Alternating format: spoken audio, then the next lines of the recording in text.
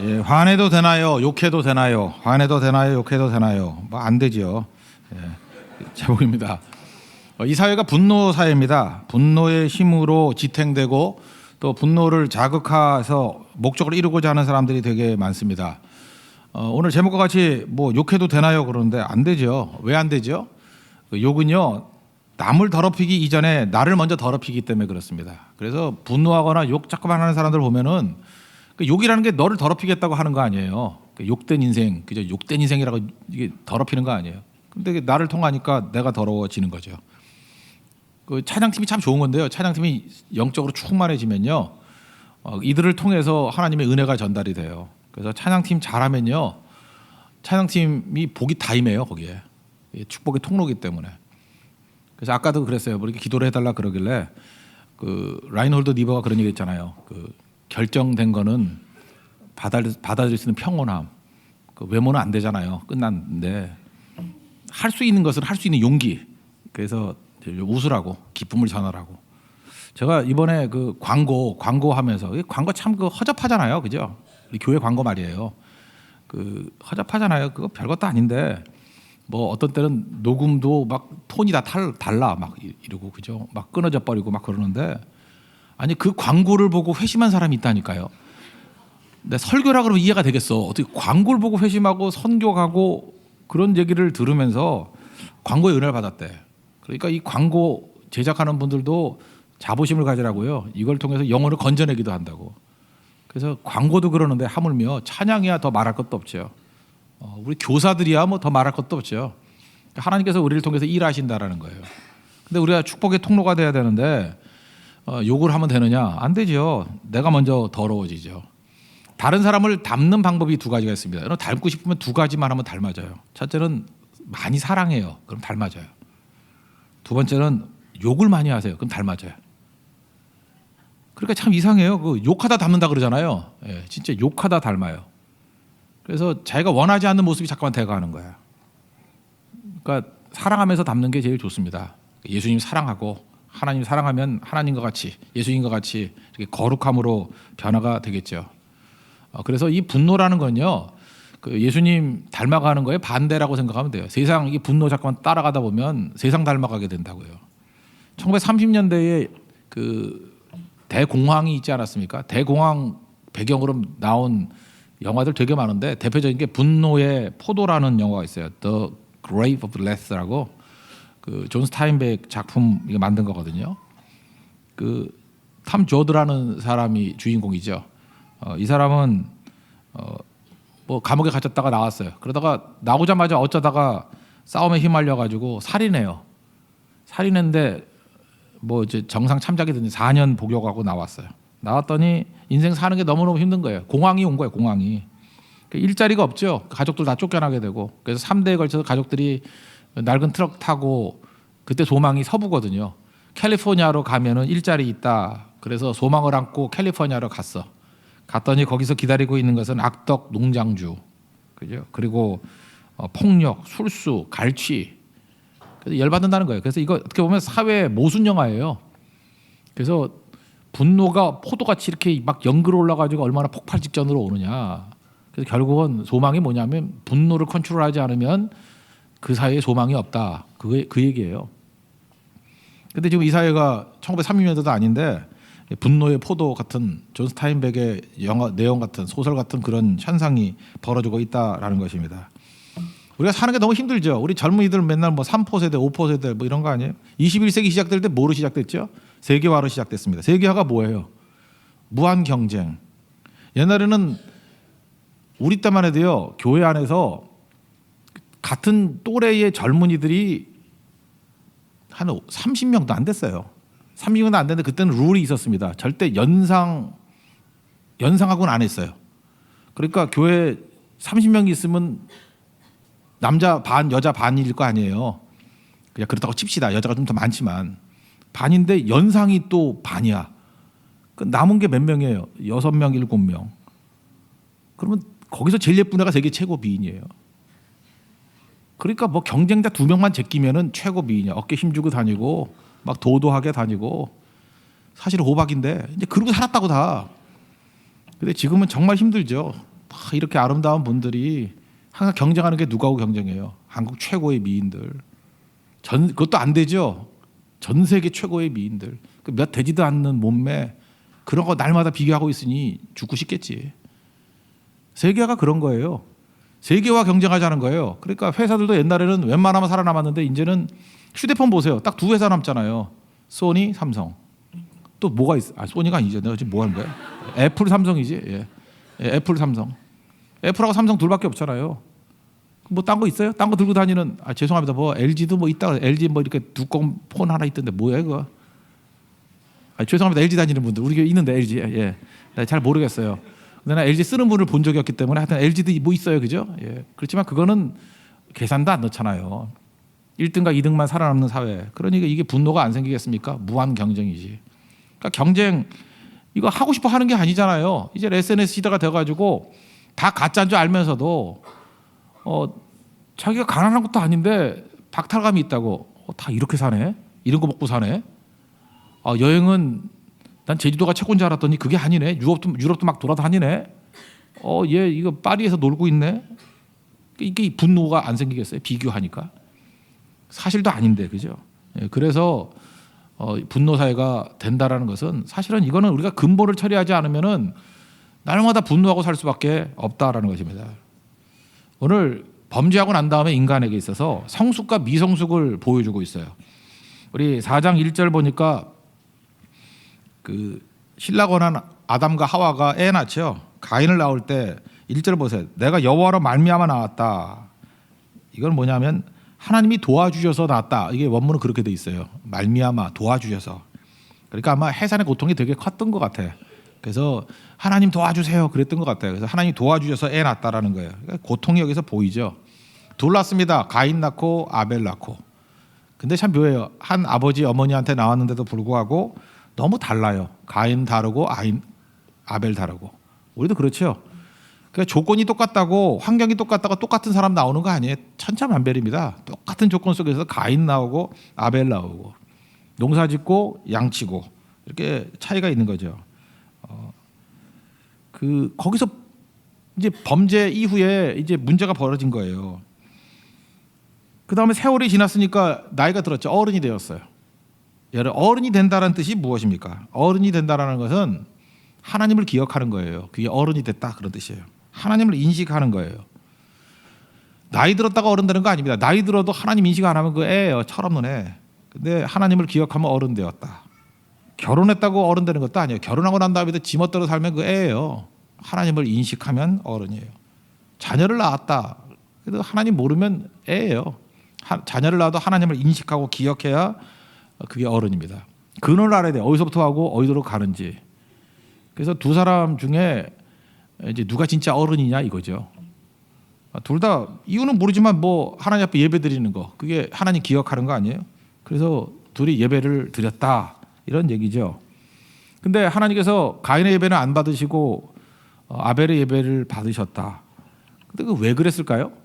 그 이유는 믿음이 있느냐 없느냐 그거겠죠. 믿음. 오늘 공부했을 거 아니에요. 믿음. 히브리서 11장 4절 보니까 믿음으로 말미암아 믿음으로 아벨은 가인보다 더 나은 제사를 하나님께 드렸다.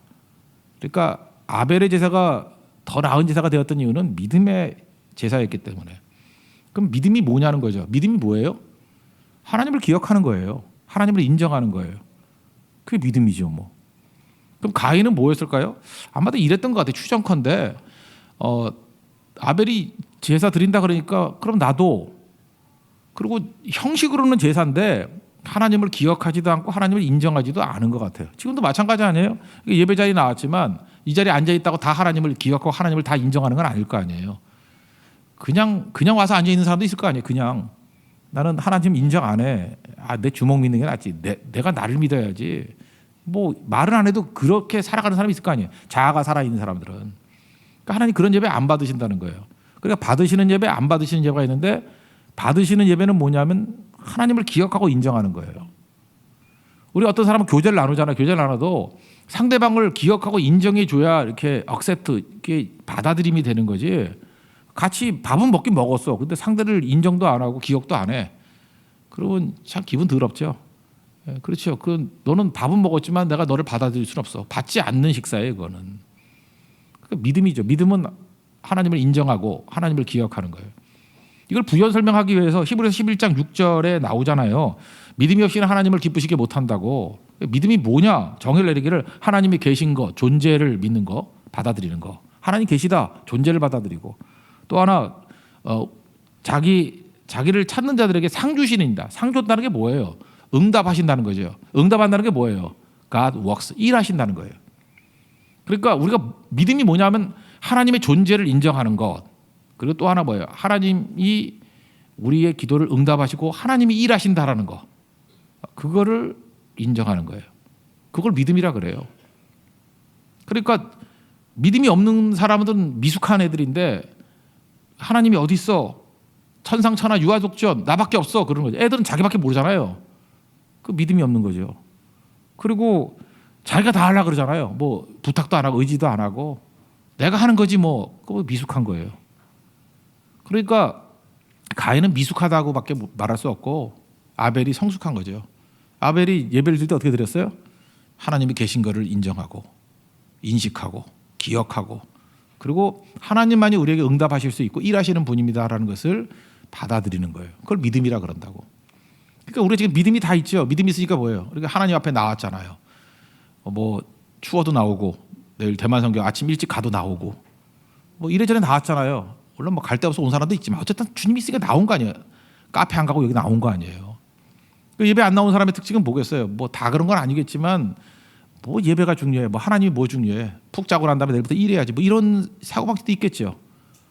그리고 무슨 하나님이 뭐 일을 해. 내가 열심히 일해야지 돈 버는 거지.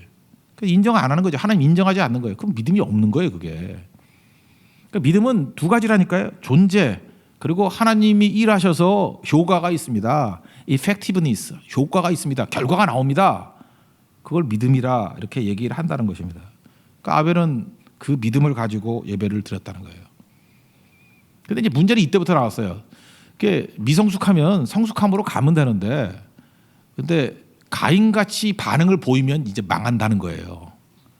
여기가 전제죠. 뭐 잘할 수도 있고 못할 수도 있어요. 하나님이 받으시는 헌신, 안 받으시는 헌신, 뭐 받는 봉사, 안 받는 봉사 다 있어요. 그럼 뭐 그렇잖아요. 잘못하면 다시 하면 되는 거지. 그러면 되는데 반응이 나쁘면은 망한다는 거예요. 반응이 제일 나쁜 사람이 바로거든요. 바로를 강팍하다 그러잖아. 완악하다. 반응 나쁘다예요. 반응만 좋으면 돼요. 우리는 성장하는 사람이고 죄인이기 때문에 반응만 좋으면 편하면 되잖아요. 두 가지 가인은 반응이 나빴어요. 첫째는 미숙함에 멀었던 이유가 뭐냐면 거절감을 분노로 표현했어요. 거절감을 분노로 표현하지 말자. 이게 첫 번째예요. 우리 어디 가나 거절감을 당할 수 있잖아요. 근데 그렇다고 화를 막 내는 거예요. 그러니까 사람들이 화를 왜 내냐면 거절감 때문에 화를 내거든요. 화 잘 내는 사람 치고 성공하는 사람 봤어요? 없어요. 화 잘 내는 사람 치고 하나님의 의를 이루는 사람 봤어요? 야고보서에 없다 그랬잖아요. 우리의 노함이 하나님의 의를 이루지 못한다고. 그죠? 그 안 돼요. 그래서 화 잘 내는 사람은 일단 하수예요. 미숙한 거고 아무것도 아니라고. 5절을 보니까 자기 예배 안 받았다고 몹시 분하여 화내고 안색이 변했대요. 안색이 변했다. 또 다른 번역을 보니까 고개를 숙였다 이런 말도 있어요. 고개를 숙인 거나 안색이 변한 거나 뭐 똑같은 거죠. 거절감이에요. 거절감. 분노가 왜 생기는지 알아요? 거절감 때문에 생기는 거예요. 그러니까 뒤집어 얘기해서 예배를 잘 드려서 하나님께서 나를 인정하셨다. 그래서 인정감이 있으면 화 절대 안 내요. 또 하나 어떤 사람이 거절감이 있는 사람들은 어렸을 때 상태가 안 좋은 애들이야. 아버지한테 맨날 욕먹고 어머니한테 욕먹고 집 나가 너 때문에 안 돼. 뭐 이름이 뭐 끝순이 뭐 이런 사람들 있잖아요. 이게 태어날 때부터 거절감이거든. 뭐 낙태하려다가 실패해서 태어나네 뭐 이런 거. 그죠? 뭐 찬 방에 뭐 3일째 엎어놨는데도 살아 있어서 마지못해 키웠다 뭐 이런 애들 있잖아요. 그런 사연들이 있잖아요. 그럼 없습니까, 여러분들? 다 건강하게 컸습니까? 뭐 하도 얻어 터져가지고 몸이 부은 애들, 뭐 살쪘는데 그렇게 막 얘기하는 데 있잖아요, 그죠? 다 이게 거절감이거든요. 이 거절감이 우리로 하여금 분노심이 있는 거예요. 그래서 지금도 여러분들 그렇게 알면 돼요. 이렇게 뭐 아무것도 아니고 근데 혼자 펄펄 뛰는 사람이 있죠. 막 거절 당하고 막 이런 사람들 보면 과거에 심리학적으로 얘기하면 무지 상처가 많은 사람이에요. 트라우마가 있는 사람들이라고. 그러니까 그러고 살지. 사실 불쌍한 거거든. 나 불쌍해. 그거 만천하에 알려주는 거예요. 그 자기를 그 디펜스하는 게 아니에요. 내가 얼마나 그 골마 터진 인간인지를 보여주는 거죠.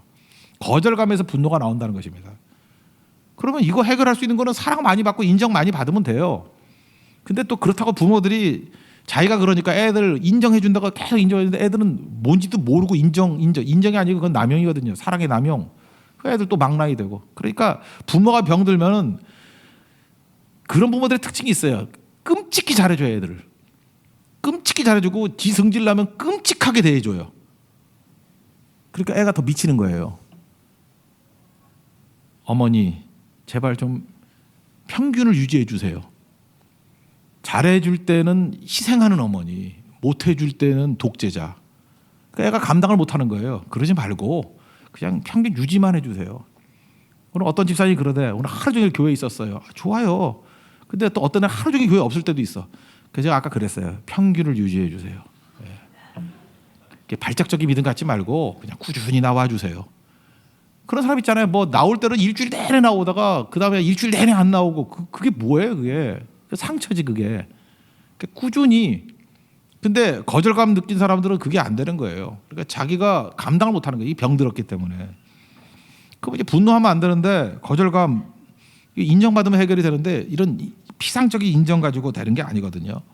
그러니까 분노가 왜 생겨요? 존재의 무시, 존재의 거절. 그게 어렸을 때 쌓여 있으면은 이게 분노가 막 터져 나온다는 것입니다. 사실 가인은 이때 제대로 된 행동은 어떤 거였죠? 하나님께 거절 당했어요. 좋아요. 그럴 수 있지 뭐. 그럼 어떻게 하면 돼요? 다시 하면 되지. 이렇게 했더니 거절 당했구나. 다시 하면 되지. 다시 준비해서 오면 되는 거지. 예배라는 게 하나님의 존재를 인정하고 하나님이 응답하신다는 것, 하나님이 상 주신다는 것을 인정해야 되는구나. 내가 잘못했습니다, 주님. 그러고 오면은 주님이 그걸 안 받아주시겠어요? 받아주죠. 그러니까 여러분들이 거절 당하면은 그걸로 도망치면 안 되고요. 이렇게 하면 안 되는구나 하고 다시 하면 돼요. 지금 뭐 나이 많은데도 불구하고 모태솔로라고 자신만만해하는 애들이 있죠. 나는 모태솔로야. 이게 자랑해 그게? 그 얘기를 들어보니까 그래. 초창기 때 한 번인가 두 번 거절감이 있었어. 거절감이 있으면 여기서 거절감 없는 사람이 누가 있어요? 다 딱지 맞고 그랬던 사람이지. 거절 많이 당할수록 이렇게 하면 거절 당하는구나 해서 요리조리 피해가지고 지금 살아남은 거예요. 그죠? 근데 이 사람은 너무 자존심이 강해가지고 한 번 거절 당했으니까 시도도 안 하는 거야. 또 거절 당하면 어떡하나. 그러니까 지금 그 꼴 돼 있지. 그게 가인 태도예요. 거절 당하니까 다시 시도 안 하고 나와가지고 열받아하고 벼르고 있잖아요. 벼르고 있는 거지. 안색이 변했다. 고개 숙이고 있다. 이게 벼르고 있는 거죠. 하나님이 거절했어요. 그러면 다시 시도해야 되는데 우리는 이런 못된 성격. 이게 병든 사람의 특징이 뭐냐면 하나님이 나를 거절했어? 그럼 나도 거절. 그래서 나는 거울이래. 네가 거절해? 나도 거절. 네가 거부해? 나도 거부. 네가 화를 내? 나도 화를 내. 나는 네가 하는 대로 해. 와, 이거 아직 가인이에요, 가인. 남자면 가인이고 여자면 여자 가인이야. 참 미치는 거죠. 그리고 그거를 철떡같이 믿고 50 넘게 살아와요. 그러니 집에서 혼자 가서 맨날 울 거야. 교회 오면은 거친 여자라는 소리 듣고 집에 가면 혼자 운다고 외로우니까. 그리고 분노를 사귀지 못해가지고 그죠, 소화도 안 되고 그죠, 피부 트러블 있고 화장해도 먹지도 않고 그렇게 되는 거죠. 그러니까 여기서 잊지 말아야 될 게 뭐냐면 하나님께 나아가야죠. 하나님이 이렇게 얘기하잖아요. 하나님이 7절 보니까 야 커뮤니케이션 하자, 소통하자. 그래서 먼저 말 걸잖아요. 선을 행하면 어찌 낯을 들지 못해. 고개 들어 임마. 그러니까 여기서 낯을 들지 못하겠느냐 이걸 보면은 안색이 변했다라는 말을 고개를 숙였다라고 번역해도 괜찮겠죠. 고개를 숙였으니까 고개 들어 그런 얘기죠. 네가 야 선을 행하면 왜 고개를 숙이고 있겠니? 선을 행하지 않으면 죄가 문에 엎드려져 있느니라. 문에 이렇게 걸린대요. 그러니까 여러분들이 계속 화를 내면요 나갈 때도 걸리고 올 때도 걸리고 그러니까 인생 피곤하게 인생 사는 거예요. 그렇게 살지 말고요. 하나님께서 오셔서 소통하자, 커뮤니케이션하자. 이사야서 1장 18절에 그런 얘기하잖아. 뭐 오라 우리가 같이 변론하자고. 하나님께서 우리하고 이야기하자 그러시는 분이에요. 이야기하자. 이야기하면 죄가 주홍 같을지라도 눈과 같이 희게 될 것이고 진홍 같을지라도 양털같이 될 것이다. 지금 제사의 목적이 뭔데? 죄 씻음 아니에요? 야 다시 와라. 그 얘기죠. 다시 와라. 다시 오면은 네가 내 존재를 믿고 내가 죄를 사해 준다는 걸 믿고 내가 일한다는 걸 믿으면 어떤 죄를 갖고 올지라도 주홍같이 이게 진한 죄라는 거거든. 큰 죄라는 거거든요. 내가 눈같이 해줄게. 그리고 진홍같이 붉을지라도 양털같이 해줄게. 그게 주님의 마음이에요. 근데 안 와. 주님은 계속 세컨 찬스를 주시는 분인데 베드로가 뭐 한 번 범죄했다 끝났어요? 또 세컨 찬스를 주시잖아요. 두 번째 기회를 주시잖아요. 근데 가인 같은 자들의 특징이 뭐냐면 두 번 찬스가 없는 거예요. 자기가 스스로 거절해버리는 거예요. 거부? 나도 거부. 분노가 그래서 나쁜 거예요. 분노는 기회가 없어요. 여러분 어떤 사람과 사이 관계가 있는데 바로 버럭 내봐요. 하나님과 같이 절대적인 사랑이 있거나 대단한 사랑이 있으면 한 번 더 기회를 주지만 일반 사회에서는 기회를 안 줘요. 화내고 한 놈을 뭘 기회를 줘. 나머지 사람도 지천에 깔려 있는데. 그러니까 분노는 기회를 없애버리는 거예요. 그러니까 이렇게 해서는 안 되겠죠. 그러니까 우리가 해야 될 일이 뭐예요? 자꾸만 주님 앞에 나가는 모습이 있어야 된다는 것입니다. 근데 이게 왜 이렇게 되냐 하면은 자기 자신이 깨지지 않기 때문에 그래요. 그러니까 세상이 부조리하다고 느낀 거예요. 지금 가인이 생각할 때 보세요. 내가 옳은 거예요. 일단 내가 옳은 거예요. 사람은 다 자기가 옳다고 생각하잖아요. 그런데 똑같이 나도 예배드리고 아벨도 예배드렸는데 왜 하나님은 내 건 안 받고 쟤만 받아? 가인의 논리를 한번 봐세요. 불공평해. 그래서 세상은 부조리해. 똑같이 있으면 똑같이 해줘야 될 거 아니야. 이게 뭐야? 이렇게 해서 세상을 부정하는 거예요. 세상을. 그래서 세상은 썩어질 것이고 사실은 자기가 변화돼야 되는 건데. 그래서 창세기 38장에 나오는 유다 네 번째 아들 야곱의 네 번째 아들 유다가 중요한 거예요. 보세요. 요셉이 있는데 팔아먹었습니다. 큰 범죄죠. 그러니까 다들 양심의 가책을 느꼈을 거라고. 근데 집에 돌아왔어요. 돌아왔더니 형제들이 아무도 말도 안 하고 아무렇지도 않게 살아가. 그러니까 이상한 거예요. 너 그럴 수 있냐? 뻔뻔하다. 아버지도 변하던 게 하나도 없어. 뭐 아들 사랑한다 그러더니만 여전히 편해. 베냐민만 사랑하고. 아버지도 변한 게 없어요. 그러니까 다 엉터리예요. 그러니까 유다는 자기 의에 사로잡혀가지고 여기는 진실이 없어. 그리고 집을 떠나요. 그래서 형제 중에 집 떠난 유일한 사람이 유다라고.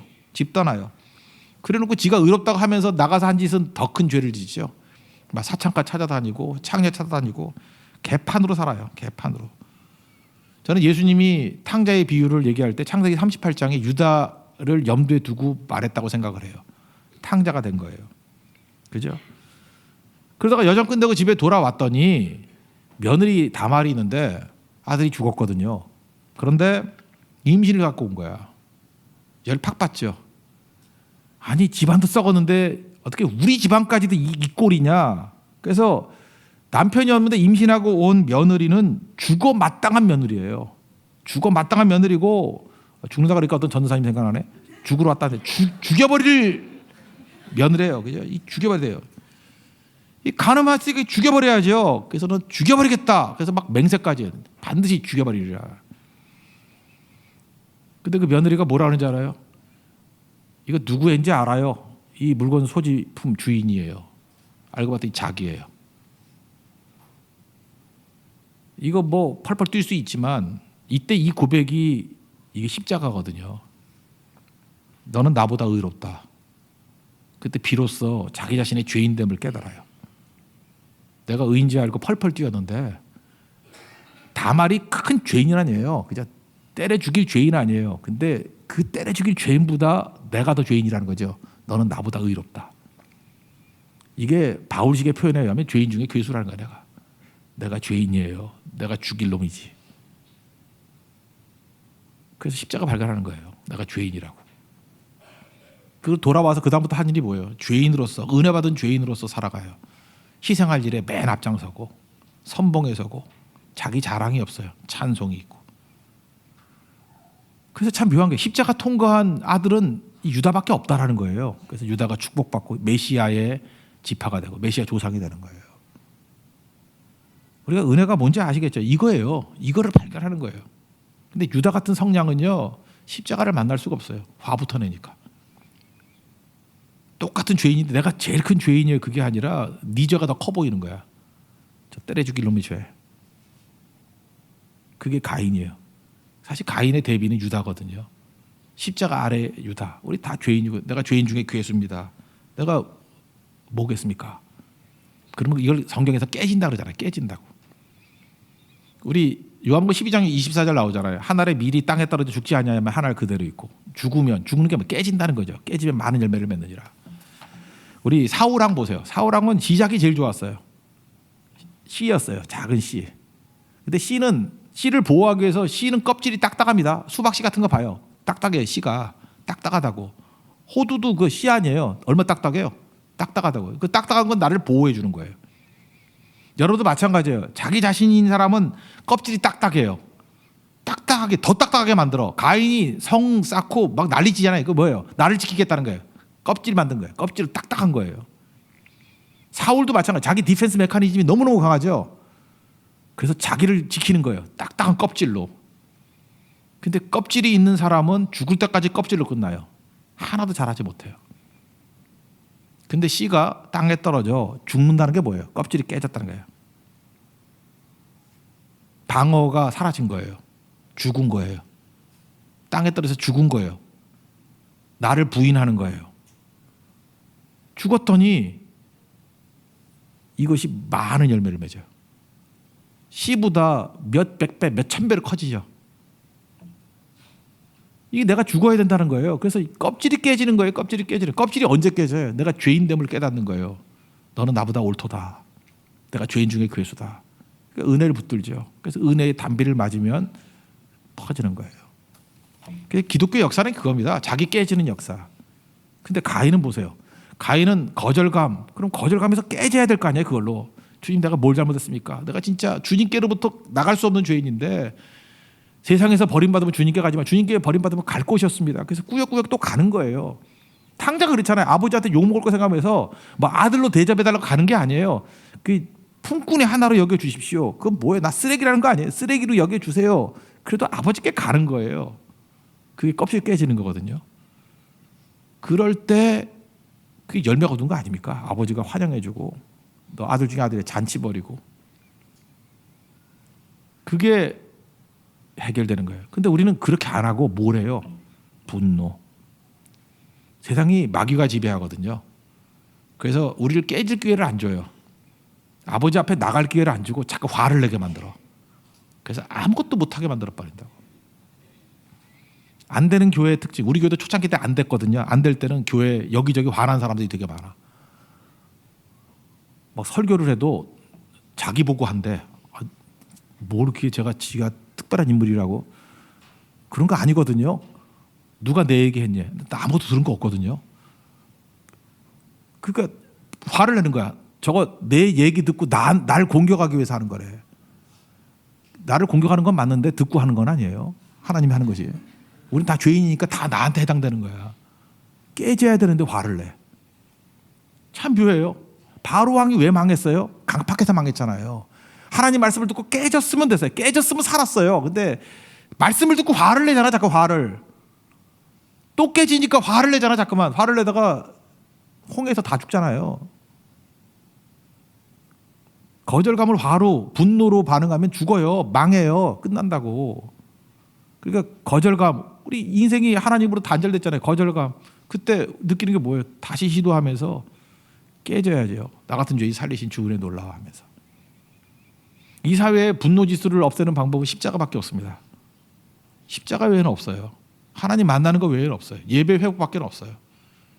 지금 교회 지금 뭐 전반적으로 볼 때 많이 분노가 사라지지 않았어요? 이게 바로 십자가 아래 놓여 있는 거예요. 십자가 그늘 밑에 있기 때문에. 그리고 나를 불쌍히 여겨주세요. 그런 마음이 있잖아요. 나는 하나님께서 우리 민전도사님 새로 보내주셨는데 축복이라고 생각합니다. 난 저렇게 말할지 몰랐어요. 죽으러 왔다. 죽이고 싶은 마음도 있지만 참 복이다라는 생각을 가졌어요. 그렇잖아요. 요즘 20대 젊은이 가운데 저렇게 말하고 저런 태도로 있다라는 게 그게 복 아니에요? 하나님께서 우리 교회에 축복으로 보내주셨구나. 죽으러 왔다. 우리도 맞아요. 우리도 죽으러 서 있는 거예요 지금. 그죠? 나는 죽고 예수로 사는 거죠. 내가 그리스도와 함께 십자가에 못 박았나니. 그러지 이제는 내가 사는 것이 아니요 내 안에 그리스도께서 사신 것이라. 우리 다 죽으러 온 거예요. 그럼 분노로서 이루지 못하는 일들을 죽으면은 많은 열매를 거둬요. 그런 인생 돼야 됩니다. 또 한 가지, 미숙에 머물러 있으면 안 되는 이유가 뭐냐 하면 이게 분노로 끝나는 게 아니라는 거예요. 분노로 끝나는 게 아니고 주변까지도 파괴시킨다는 거예요. 잘 보세요. 지금 가인이 누구한테 거절당했어요? 하나님께 거절당했는데 지금 누구한테 화풀이해요? 동생한테. 그러니까 이게 문제라는 거예요. 지금 하나님과의 관계, 수직적인 관계가 깨진 사람들은 여기서 끝나는 게 아니에요. 수평적인 관계에서 폭발물이 돼버려. 여러분 그 가정에서 경험하지 않아요? 부부 싸움해요. 그럼 애들이 떨죠.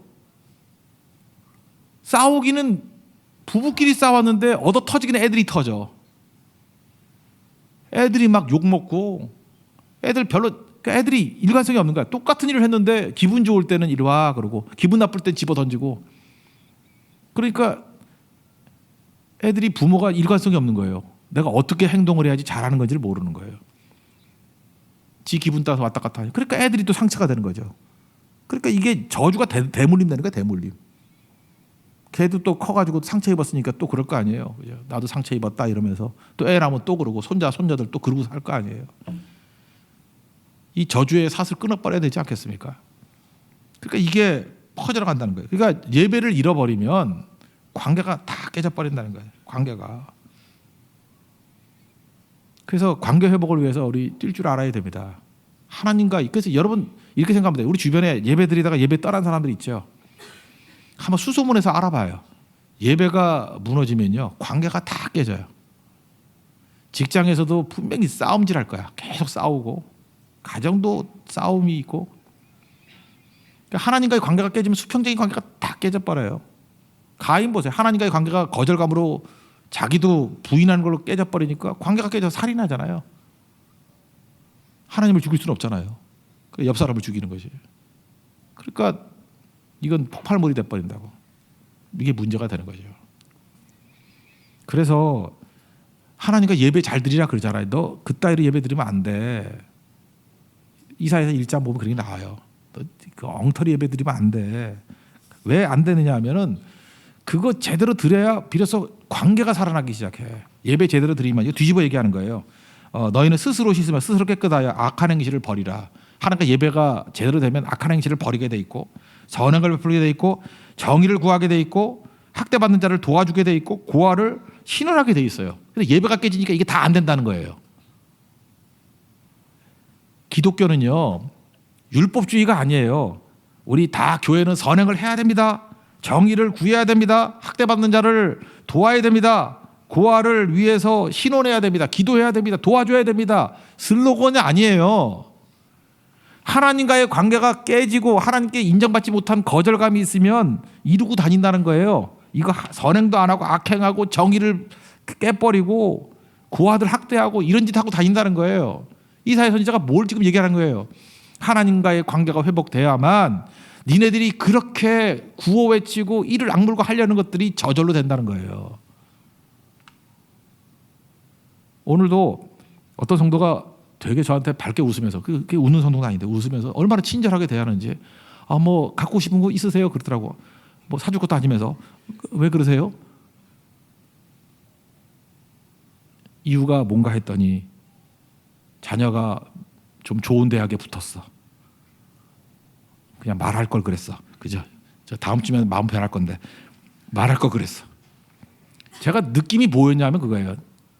야, 저렇게 냉정한 사람도 집안에서 이렇게 인정받고 은혜받고 정말 어렵게 그 자기가 원하는 것보다 훨씬 나은 수준의 대학을 간 것 같아요. 그러니까 저렇게 관대해지는구나. 그래서 교회는 은혜가 있어야 돼요. 하나님 은혜를 받고 죄사함의 은총을 받으면 사람들이 분노 안 합니다. 관대해지고 주변이 회복이 된다는 거예요. 제일 어리석은 아내가 누군지 아십니까? 남편 보고 저녁 예배 드리지 말고 집에 가자는 아내예요. 그 남편가 이제 다이너마이트가 돼가지고 온 집안 다 박살낼 거예요. 근데 다이너마이트 같은 남자를 데려와서 예배를 잘 드리고 하면은 이게 뇌관이 풀린 거예요. 안 터져요. 이거는 밀가루 푸대예요. 절대 안 터져요. 그 행복이 어디서 오는지를 알아야 된다고. 우리 주변에 관계가 다 깨져 있죠. 화해로 가려고 생각하지 말고 예배로 가십시오. 그러면 놀라운 능력과 은혜가 넘쳐나게 된다는 것입니다. 여러분, 이런 은혜를 누릴 수 있는 믿음의 종 되기를 축원합니다. 네. 모두 자리에서 일어나겠습니다. 아무것도 두려워 말라 찬양하겠습니다.